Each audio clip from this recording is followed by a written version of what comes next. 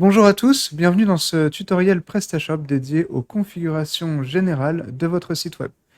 Il s'agit là de configurations qu'il faut connaître, vous devriez aller les voir au moins une fois, mais une fois que ces ajustements sont faits, vous n'avez plus vraiment besoin d'y revenir.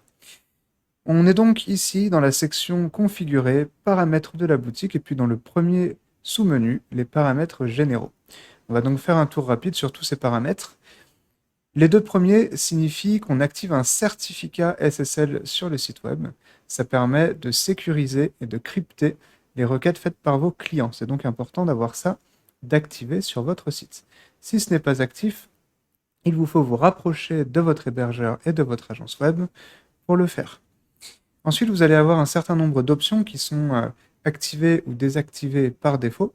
La première permet d'améliorer la sécurité du front office, donc en rajoutant ce qu'on appelle des tokens.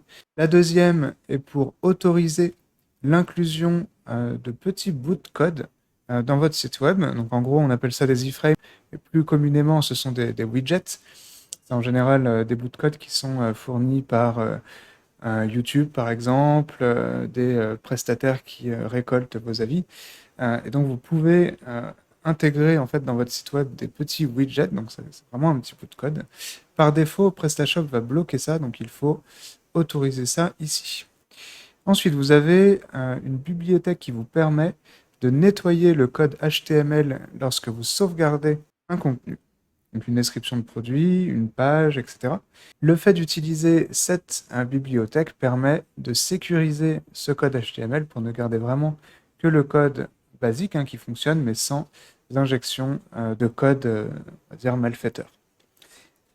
Les règles suivantes vont plutôt concerner des règles d'arrondi générales sur votre site. Je vous laisse donc jeter un œil à ces différentes possibilités. Vous pouvez également demander à faire un arrondi par article, par ligne, ou au niveau du total quand il s'agit du panier.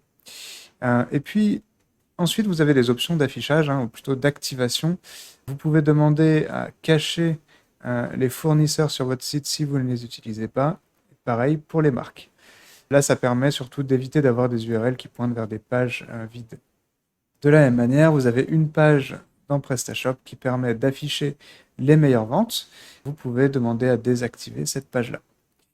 La configuration suivante fera l'objet d'une vidéo dédiée que je vous invite donc à regarder si le multiboutique vous intéresse.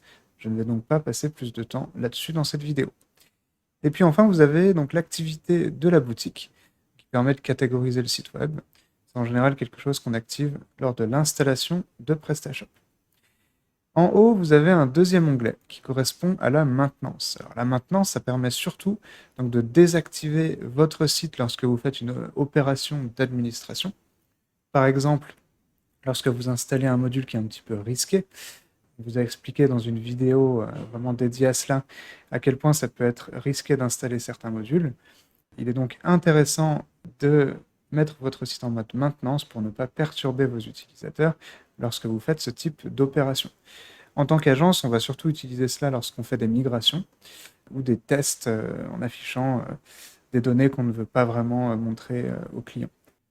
Lorsque le mode maintenance est activé, ou plutôt que la boutique est désactivée, eh bien vous pouvez quand même demander à voir le site web en rajoutant votre IP. Et pour ça, en fait, il suffit de cliquer sur le bouton. Ensuite, vous allez pouvoir gérer le contenu qui sera montré à l'utilisateur, à vos clients. Par défaut, lorsque vous n'avez pas le module Elementor Creative Element, vous n'avez qu'un champ texte ici qui est assez limité, somme toute. Mais avec le module Elementor, vous pouvez vraiment faire une mise en page très sympa et ainsi avoir une page de maintenance qui peut bien avoir un compte à rebours, des images, un formulaire, etc. pour pouvoir optimiser le rendu pour l'utilisateur. Allons voir les autres paramètres de votre boutique.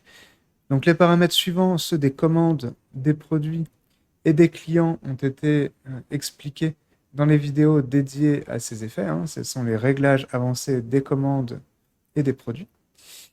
Je vais donc maintenant me concentrer sur la partie contact. La partie contact est divisée en deux onglets. Le premier vous permet de configurer les objets du formulaire de contact de votre site. Vous pouvez donc ici rajouter des objets. Je vais vous faire un exemple. Ça permet de catégoriser les demandes. Par exemple, demande d'ouverture de compte B2B. Voilà, on peut imaginer ce type d'objet. Au niveau du formulaire, vous rajoutez le titre de l'objet qui apparaîtra dans le formulaire de contact. Vous saisissez l'adresse mail sur laquelle seront envoyées les demandes de vos utilisateurs. Vous pouvez demander à enregistrer les messages ou non.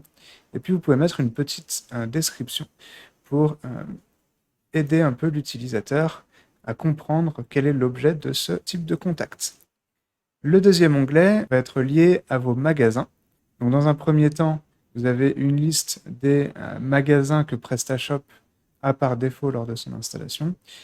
On a une liste de boutiques, de boutiques physiques qui sont situées à des endroits géographiques et donc qui sont positionnés après derrière éventuellement sur une carte. Dans la version 1.6 de PrestaShop, vous aviez une carte Google qui permettait d'afficher les magasins.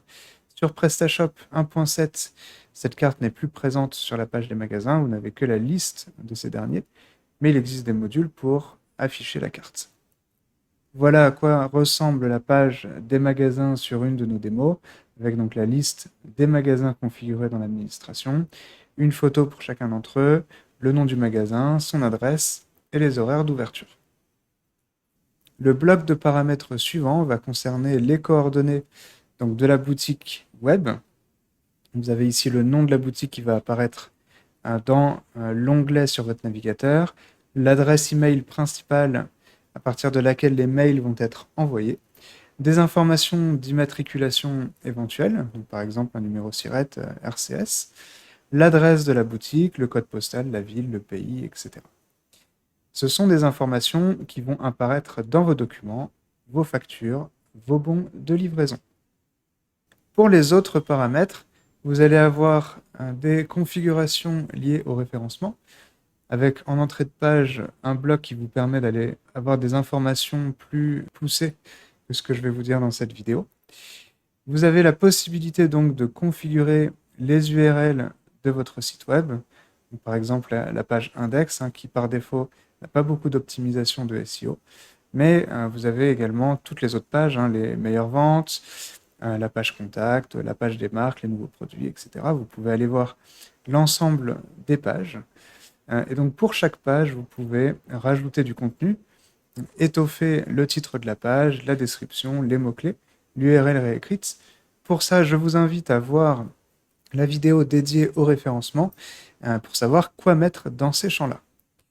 Si je reviens en arrière, vous pouvez voir un petit peu plus bas dans la page qu'il y a d'autres configurations, des configurations liées aux URL. Donc par défaut, on active les URL simplifiées pour avoir des URL dire humainement lisibles et puis surtout qui permettent d'améliorer le référencement. Vous pouvez demander à avoir des accents dans vos URL. Par défaut, c'est désactivé. Et puis après, vous avez des configurations un petit peu plus poussées pour lesquelles je ne vais pas spécialement rentrer donc dans le détail car ce sont des configurations assez techniques. Vous avez ensuite l'URL de la boutique, donc qui correspond à votre nom de domaine. Le format des URL, si vous souhaitez le modifier. Par défaut, dans PrestaShop, vous avez un format qui est défini.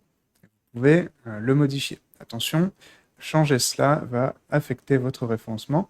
Si vous n'avez pas de notion de SEO, je vous invite à ne pas toucher à ces paramètres-là. Enfin, vous avez la possibilité d'afficher les attributs dans la balise titre du produit ou pas. Donc ça, c'est quand quelqu'un va cliquer sur une déclinaison du produit. Dans ce cas-là, l'URL de la page va être adaptée. Enfin, vous avez la possibilité de générer un fichier robot. C'est le fichier qui va être recherché par Google pour savoir ce qu'il a le droit d'aller voir. Il est donc important d'avoir ce fichier de générer. Dans le doute, vous pouvez cliquer sur ce bouton-là pour le générer. Je vais maintenant changer d'onglet. Je vais donc aller voir l'onglet moteur de recherche. Vous avez donc une page qui est déjà pré-remplie avec un certain nombre de moteurs de recherche. Vous n'avez pas besoin d'aller faire des configurations sur cette page-là. Pour ce qui est du dernier onglet, les affiliés, cela permet donc de créer des accès pour vos partenaires pour qu'ils puissent se connecter et consulter un certain nombre de statistiques sur votre site. Il s'agit donc là donc d'un accès assez sensible et vous allez utiliser surtout cette zone-là si vous avez des contrats de partenariat. Pour les configurations de recherche, eh bien, ça va vous permettre d'optimiser le comportement de la recherche sur le site web.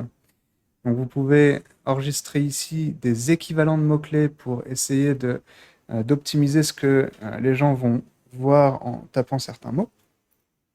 Ici, vous avez un bloc qui vous permet de comprendre comment le site est indexé. Donc, par défaut, sur cette démo, nous avons 8 produits. Les 8 produits sont indexés. Si jamais, dans votre cas, vous vous rendez compte que certains produits ne sont pas trouvables dans la recherche, eh bien, allez voir d'abord s'ils ont été indexés. L'indexation est très importante. Vous pouvez demander à reconstruire l'index, mais ce qu'il est important de faire, c'est surtout de automatiser le lancement de cette tâche-là. Pour faire cela, eh bien, vous devez créer un compte sur un outil qui permet d'automatiser l'exécution de script, par exemple le site easycron.com que vous retrouverez en description de cette vidéo. Vous pouvez également le faire sur votre serveur. Pour cela, n'hésitez pas à nous contacter, nous pourrons le faire pour vous. Ici, vous allez avoir des configurations liées à la recherche. Et pour cela, je vous laisse prendre connaissance de ces paramètres. Vous avez donc une explication à chaque fois. Et puis, vous avez enfin, dans le dernier onglet, la possibilité de rajouter des mots-clés. Ce sont les mots-clés en fait qu'on retrouve au niveau d'une configuration produit lorsqu'on est dans le dernier onglet Options et que vous remplissez ce champ-là. Par exemple, si je mets le mot-clé test ici, eh bien, on va le retrouver de manière automatique dans la liste de ces mots-clés-là. On peut voir qu'il est associé à un produit. Vous pouvez donc associer des mots-clés à plusieurs produits afin d'optimiser une recherche pour les retrouver. Voilà pour les paramètres généraux. Si vous avez la moindre question, n'hésitez pas à nous contacter. Je vous dis à très vite dans de nouvelles vidéos.